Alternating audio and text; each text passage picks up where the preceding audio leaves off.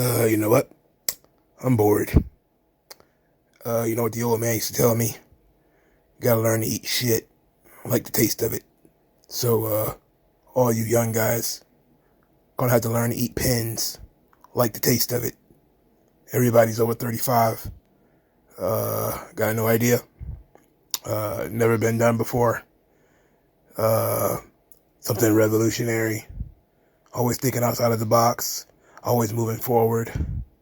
How about another championship? New championship. I know it's the 5th one I've introduced since I took over, but this one's really going to stick, guys. This one's really going to be important. Cody, never mind. LA Knight, don't ask questions. Just like product and proceed to like future product. So we got a new championship and we're going to beat all the young guys. That's SmackDown for the next 6 months. If you're young and you're not in the bloodline, I'm pinning you. I mean, that's just kind of how it is. That's how you learn in this business. As a young guy, you got to realize there's a pecking order. There's a hierarchy. There's a way that the old way has always been done. The way Dusty taught me to do it. The way the old man always told me how to do it. The way Scott taught me how to do it. This is the way I teach everybody else. Sean also knows this is how we do it. You're a young guy. You don't get very far very fast. But you're the future. Just not the now. So in 3 weeks, I'm probably going to announce a new championship.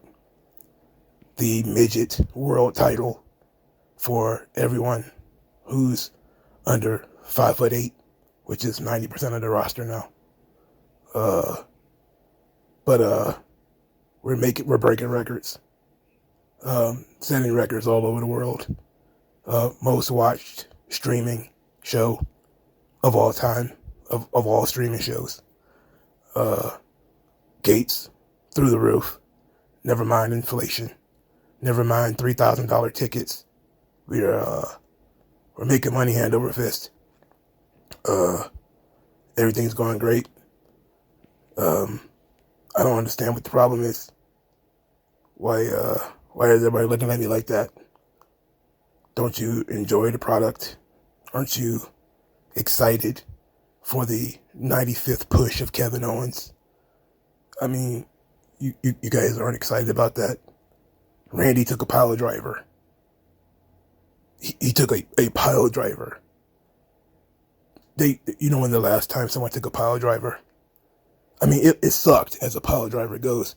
I mean, Kevin Owens' belly got in the way, but it was a pile driver spot. Pretty good. I trust my talent to execute the moves that they were trained properly. And it was a success, I think. People bought it. They believe in it. Randy Orton will be home for Thanksgiving. Big fat turkey. Send it to him in the mail. You know, everybody else has to pick theirs up. Randy he'll get his from UPS. So I think that's the game plan, guys. Got to figure it out. Gonna have a tournament. Introduce a new title. Sign a new 40-year-old guy. Beat all the young guys.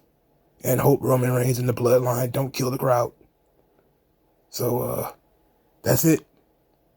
Thank you guys for your time.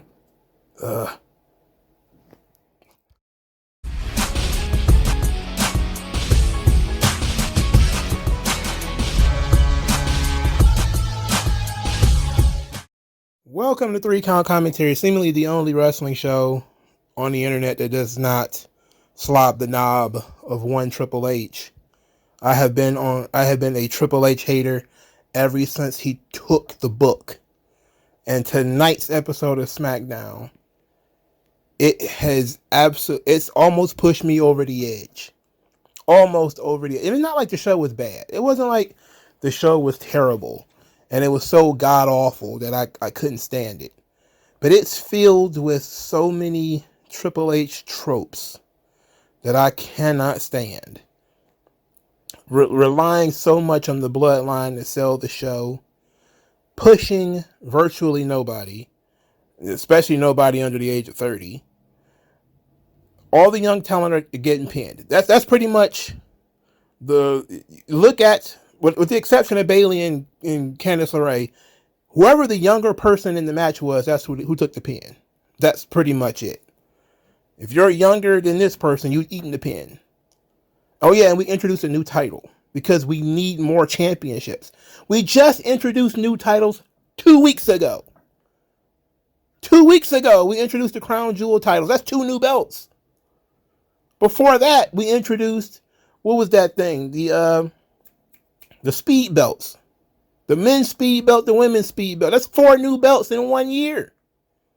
And then last year, they introduced that World Heavyweight. That's 5 belts he's introduced in 2 years. 5. Who the fuck introduces 5 new titles in 2 years? This is egregious. It is flagrant.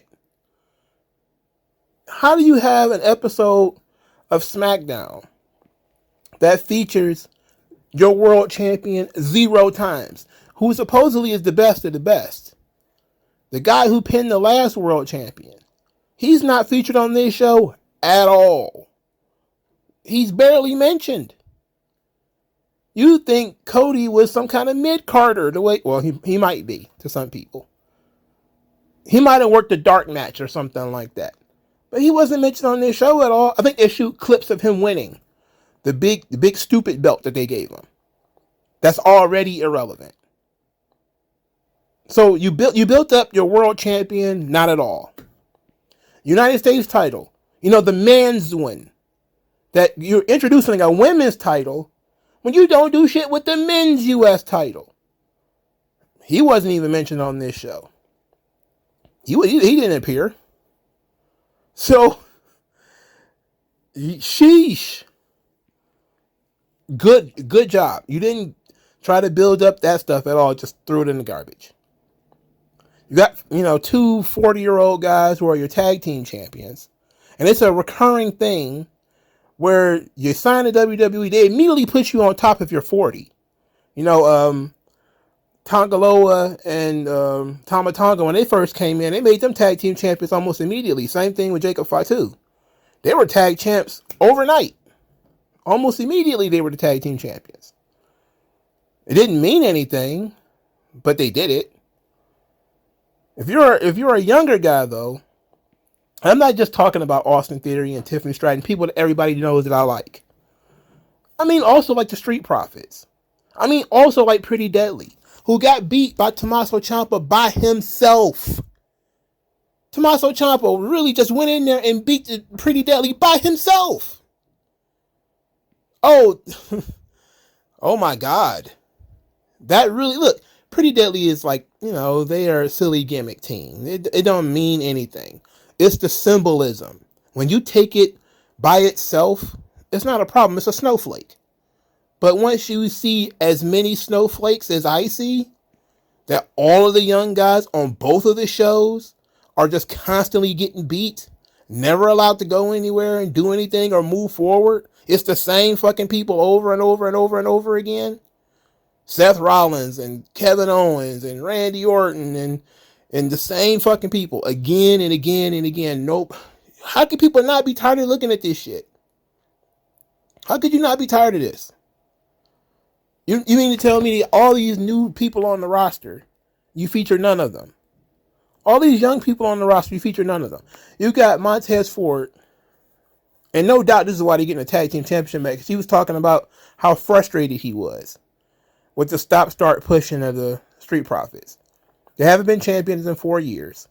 But he wouldn't be upset about them not being the champions if they were being utilized. But they're being benched for the most part. They have a B-Fab with them, that young lady. Apparently she wrestles at the house show. She doesn't wrestle on TV. So instead of having, some underneath guys who can go out there and get some experience and lose, it doesn't matter. They're NXT talents or something like that. You bring people up to the main roster and beat them. And then you don't feature them at all. They get no retribution. There's nothing. That's pretty much the end of their story. Or they're lackeys. You know? They're lackeys or sidekicks or something like that. And it's on both shows. SmackDown is the most egregious one. And the only person who was young on SmackDown is really getting over is Solo. And that's because he's in the Bloodline story, and pretty much Heyman and Roman and all of them are pushing him like Simba and the Lion King. They're really pushing Solo. They're really going to try to make sure Solo gets over. Everybody else, though, you're on your own. And on Raw, it's really only Brian Breaker. And even he was still eating pins from 40-year-old guys. So it's not, you're not escaping this. And okay, and Rhea Ripley, she's under the age of, 40, and was pushed pretty strongly. Everybody else, though, Pin City. Go out there and get beat. No matter how over you are, no matter how cool the gimmick is, no matter what your potential is, go get beat. We got to push Bayley again. Look, I don't even like Candice LeRae. But why the fuck are we still pushing Bayley? Well, what are we doing here? Why are we doing this? Again, it's not that the match with Bayley and Candice LeRae was even bad. It was actually okay. I liked the Motor City Machine Guns versus A-Town Down Under. I thought it was a good match. I even agree that Motor City Machine Guns shouldn't even be losing that match. But that doesn't mean you beat Austin Theory and Grayson Waller either. You find other people to beat. Or you put some jabronis out there for them to beat. Not guys who could be pushed. Not guys who have potential. Again, I'm not even saying that Nia Jax and Tiffany Stratton should have beat Bianca Belair and Jade Cargill. Same situation. You just don't beat the people with potential. Instead, what they're doing is the more potential you have, the more pins you have to eat. Which makes no sense. It's backwards. And I thought this was a Vince thing. That they say, oh, Vince, he's always beating people. He does this stuff all the time. Nah, it wasn't Vince. It's Triple H. And it's been a thing for a long time. Going back to like the golden days of 2004, where you started hearing that Randy Orton wasn't ready yet.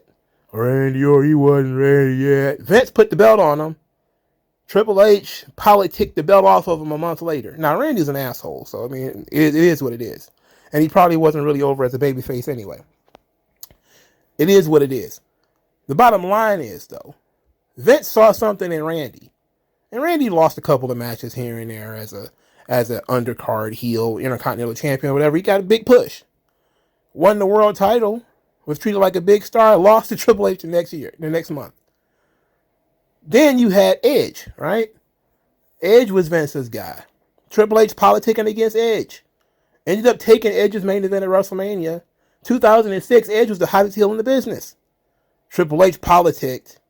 Got himself in that spot. Edge had to wrestle Mick Foley. When it should have been Edge and Cena in the main event of WrestleMania. Of course, they were supposed to work together. When Edge was doing the gimmick of a Evolution Killer. That was supposed to be him and Triple H. See how that went. He got took off that track. They turned him heel. So he had to work with Shawn. Because oddly enough, Shawn is kind of less of an asshole than Triple H. During that entire era, Triple H didn't work with anybody but his friends. Similar to how Shawn did it in the late 90s. Shawn really only did jobs for people when Vince absolutely forced him to do it. Otherwise, he just worked with his friends. All of his feuds were like Scott Hall and Diesel. That was pretty much it. Everybody else was a one-shot kill. Except for maybe Owen and Brett. And Bulldog. That was it. And Undertaker, eventually. When he finally did wrestle Undertaker. But throughout the entire Evolution days, Triple H just basically worked long feuds with Randy, a long feud with Rick, long feud with Batista, and then he went to working with Shawn again. Put over young guys, Please. What do you think he is? Looking at the future of the business? Please. Why do we care about that? We got to get over here. So obviously Triple H, he's just this is the worst, man. This is real pain. This is painful, cuz. Now I'm gonna do a real review. Seriously. And the real review is only gonna be of the Bloodline stuff. The rest of the stuff I don't care about. And nobody else does either. Right? So I'm gonna do a real review now. I'm gonna try to get my real review voice on. You start the show with the Bloodline. Start the show with Roman Reigns. He's interrupted by Jey Uso, who wants him to hear Sami Zayn out. Sami Zayn comes out there, and Sami Zayn is charming. Much like Danielson, much like Mick Foley. We like this rock and sock connection kind of thing that Roman and Sami Zayn got going here. The Kane and Bryan Danielson thing. The straight man versus in the goofy sidekick. That was fun. When Sami Zayn starts talking about that he thinks Roman loves him, and Roman just scrunches his face up, but he's trying not to break character. And Sammy's nigging like, yeah, I see it. Everybody sees it. That was charming. I enjoyed that. He says that he will rejoin the Bloodline on one condition. Roman has to apologize. But he doesn't have to apologize to Sammy. He's got to apologize to Jey. Roman apologizes to Jey but says, I'm sorry, I let you waste my time with this. He ain't family. He ain't no honorary Uso. He ain't no Sammy Uso. He ain't nobody. And so Sammy gets all upset and he leaves. Roman wants Solo. He calls out Solo. What we get is Jacob Fatu, who, man, he comes out there. He sounds like Spice One. I mean, let me lace you up real quick, G. I'm like, wait a minute, what? Did I put in a 1990s rap album? It's just some kind of Bay Area, Crip album that I just put in. Well, I'm like, wait a second. I know he's from, San Francisco. I think they all are. And, that's, it's near Oakland. It's across the bridge from Oakland. Kind of niggerish. I get it. I know that people are talking about how the Samoans are, black-coated, whatever that means.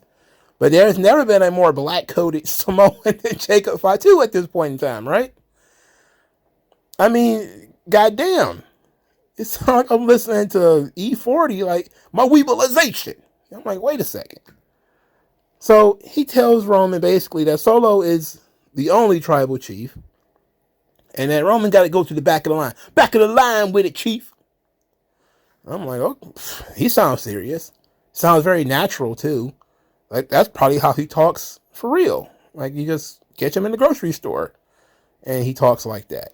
Also, side note.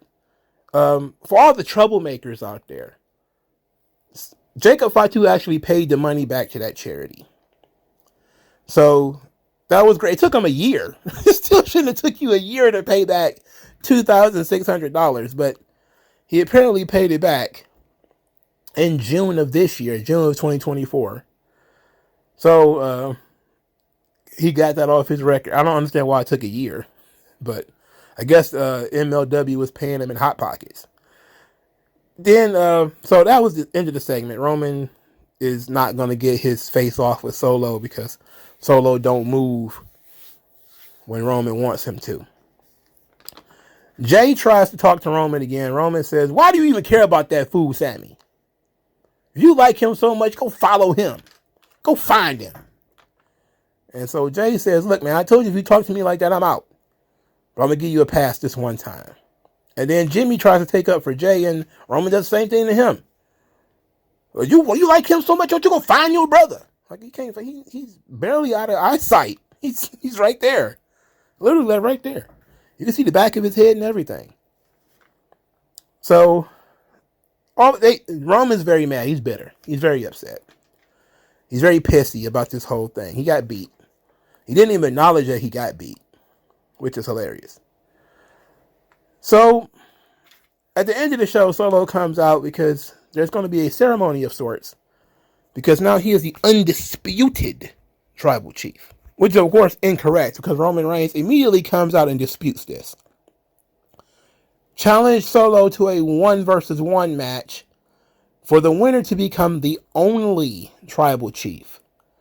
Solo then laughs that off and says that he already the tribal chief. Besides, Roman Reigns ain't got no tribe. So then he counters Roman Reigns' offer by saying that they want to go to war. Go find a team of 4 and we'll go to war. So Roman Reigns says, what are you talking about? There's only 4 of you guys, as Solo said it, go find 4 people to team with him.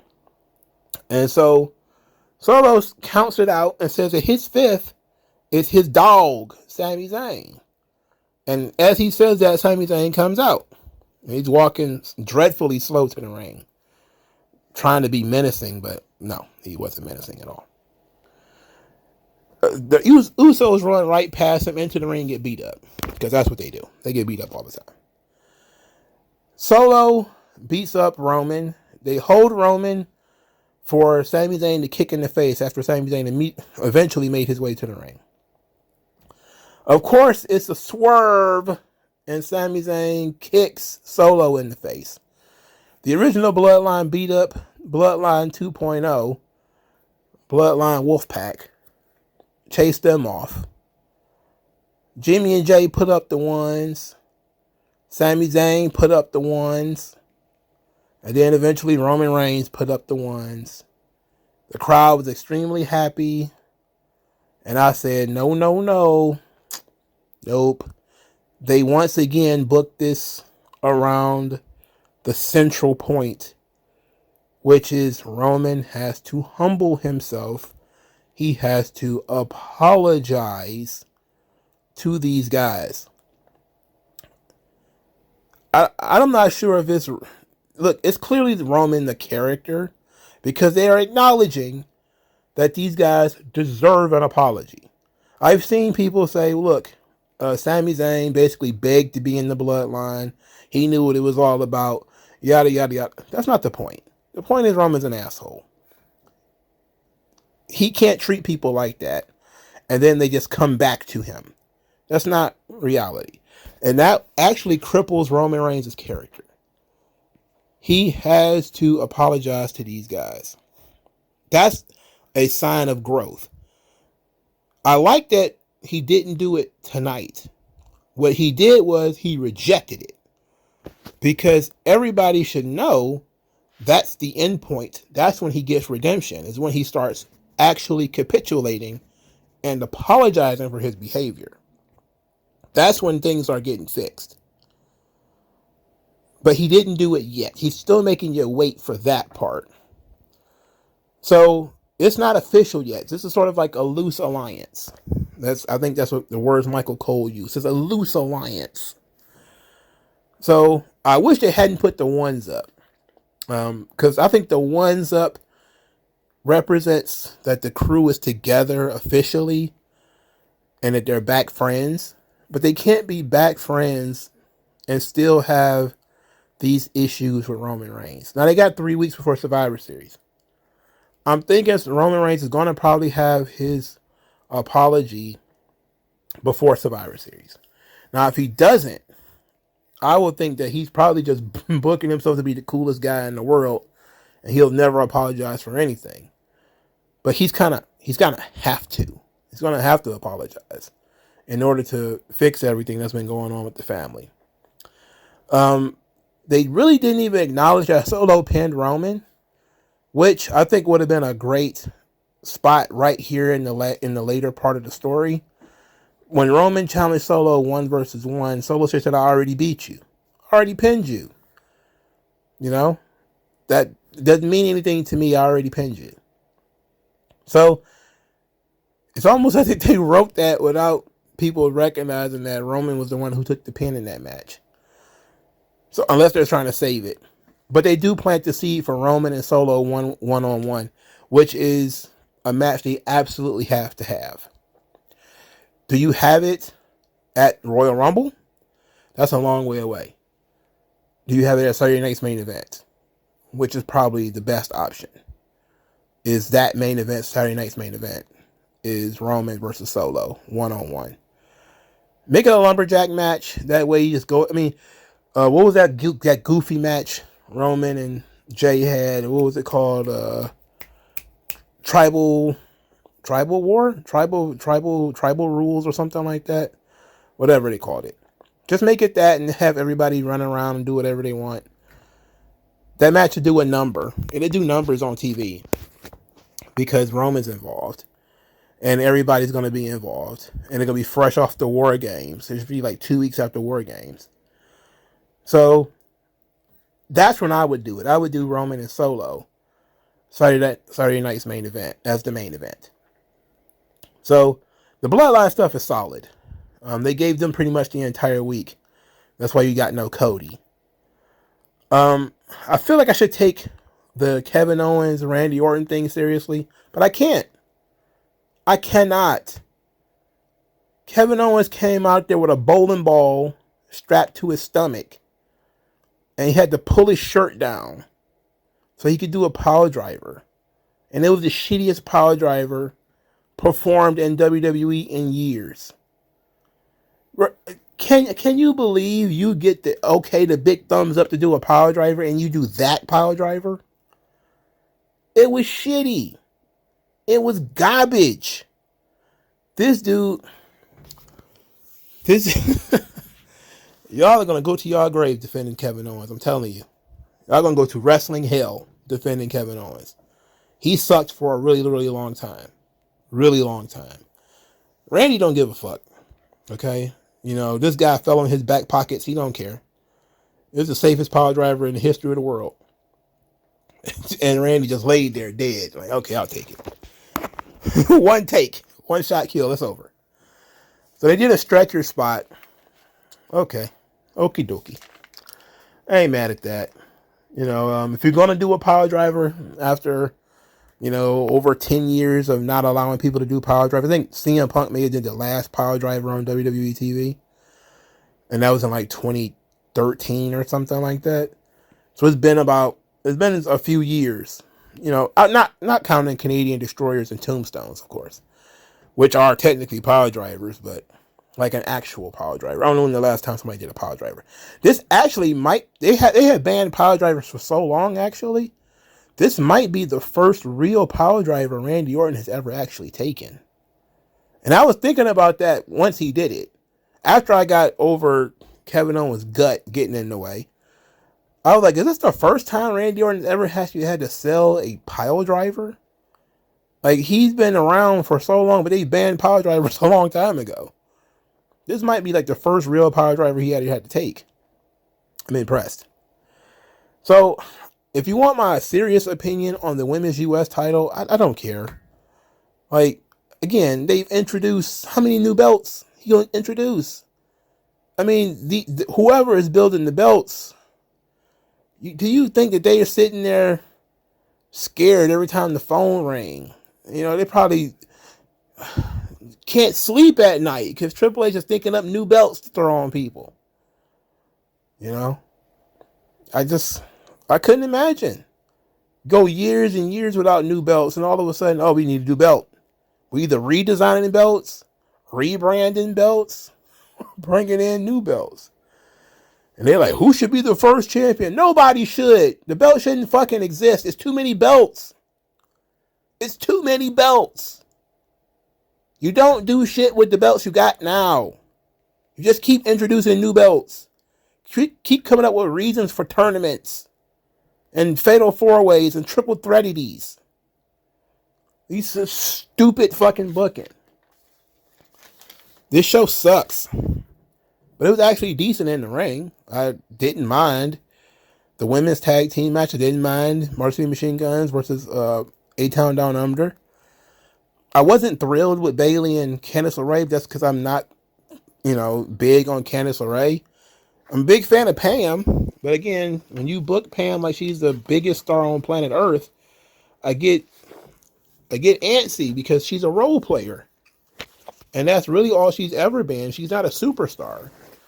So, I mean, well, I shouldn't say that. That's not fair. She is the Chris Jericho of women's wrestling. And take that how you want it. She's a 5-tool player, but she's not your star player.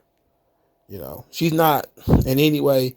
When Jericho first came to AEW, they tried to make him everything. And he was very quickly passed up by a bunch of other people who were hungrier and younger. And they were just basically using the name Chris Jericho to keep people interested in stuff like they're doing. They're still doing that today, which 5 years later is sad. But that's also why they shouldn't do it with Bayley. You know, they're using Bayley's name because it still rings bells with people who are into the Four Horsewomen. And like, oh, she's still here. It's like we everybody likes Bayley, but come on. We can't get new people on this show at all. Period. I know if I keep saying get rid of Bayley, it's gonna bring in fucking Natalia or something. So I'm just gonna be happy Pam is there. I love Pam. I love you, Pam. I'm sorry. I'm sorry I'm bitching about your push all year. But I'm just saying, I'm looking at other people and saying, my God, how much we could do with this girl, or we could try with this girl, or this girl needs an opportunity. And she got pushed all of 2020 and 2021. Why are we pushing her again now? I mean, when you got like Chelsea Green, who has been fantastic in her role, she's really good. And again, I mentioned B-Fab earlier. I don't know. She was terrible last time I saw her. I don't know whether she's any good or not. But we don't know because we don't get to see. Elektra Lopez, we don't know if she's any good or not. We don't get to see her.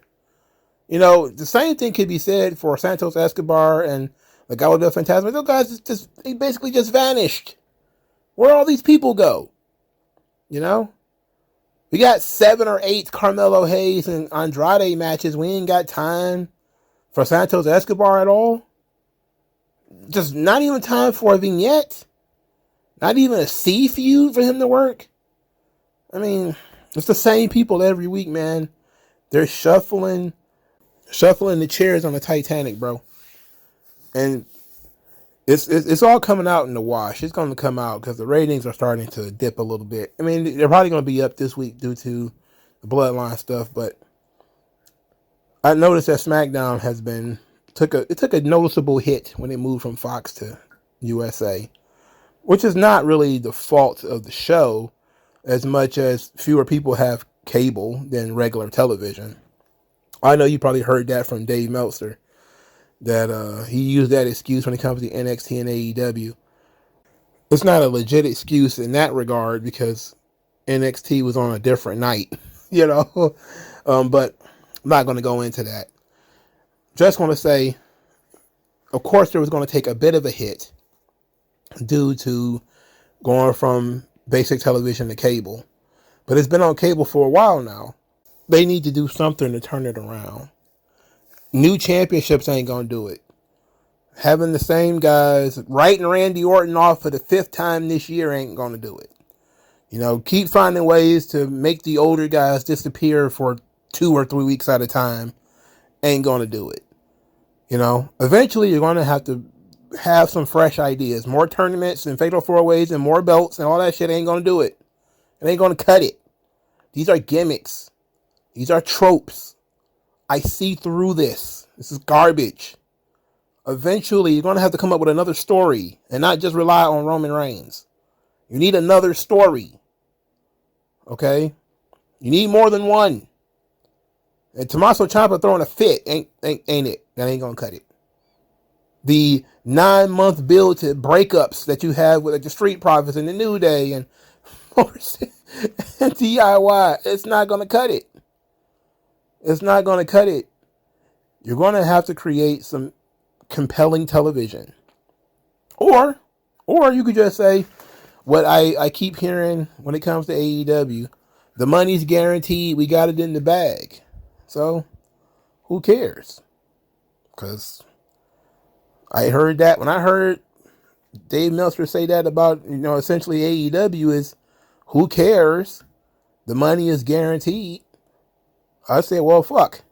The money for WWE's been guaranteed for over 10 years now. Why should they care? Why should they put forth any effort? Since all that matters is the money is guaranteed. But people do walk away. You're having a hot period, quote unquote. But that could turn on a dime. In order to keep it hot, you're going to need something else. More championships ain't going to do it. Finding new ways to write Randy Orton off television ain't going to do it.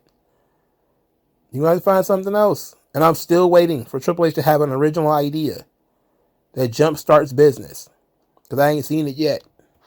Like, share, subscribe. I'll talk to you guys later.